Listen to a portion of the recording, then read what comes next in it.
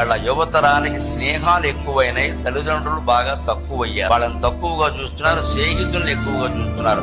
అమ్మ ఒక పని చేస్తే చెయ్యడు, నాన్న ఒక పని చెప్తే చెయ్యడు. ఫ్రెండ్ పిలిచాడనగానే మాత్రం బండి ఆరోగ్యంలో పెట్టి పరిగెట్టేస్తారు. తల్లిదండ్రుల మాటకి విలువ ఇవ్వడమే చాలా ముఖ్యం. ఉంటారు ఫ్రెండ్స్ ఉంటారు కూడా, రెండింటి మధ్యలో పోటీ లేకపోతే నీ స్నేహితుల మాటకి విలువించుకో. తప్పు రెండింటి మధ్యలో పోటీ వస్తే మా నాన్నగారు ఒప్పుకోరు, మా అమ్మ ఒప్పుకోదని చెప్పాలి ఖచ్చితంగా. అప్పుడు ఆ స్నేహితులు కూడా నేర్చుకుంటారు ఎలా ఉండాలి. స్నేహం కోసం తల్లిదండ్రులని విడిచిపెట్టవద్దు. అలాగే తల్లిదండ్రులే స్నేహితులు అనుకోవాలి. కొంతమంది ఎదిగిన పిల్లలు, ఆడపిల్లలు ముఖ్యంగా ఎలా ఉంటారు, మా అమ్మే నాకు గొప్ప ఫ్రెండ్ అంటారు. తల్లి ద్వారా నేర్చుకుంటారండి. బహుశా ఆవిడకి ఇప్పుడు చాలా చిన్న వయసులో పుట్టుండొచ్చు కూడా. యవ్వనంలో ఉండే అమ్మాయి మనస్సు ఏమిటో ఆ తల్లికి తెలిసినట్టుగా వేరే వాళ్ళకి ఎలా తెలుస్తాయి. అందుకని ఊళ్ళో వాళ్ళు ఎవరన్నా అడిగితే మా అమ్మే నాకు స్నేహితురాలు, ఇక వేరే స్నేహితురాలు నాకు అక్కలంటే ఆ తల్లి ఎంత ఆనందిస్తుంది, తండ్రి ఎంత ధైర్యంగా ఉంటాడు. ఆ ధైర్యాన్ని తల్లిదండ్రులు ఇవ్వకపోతే బతుకు దండ.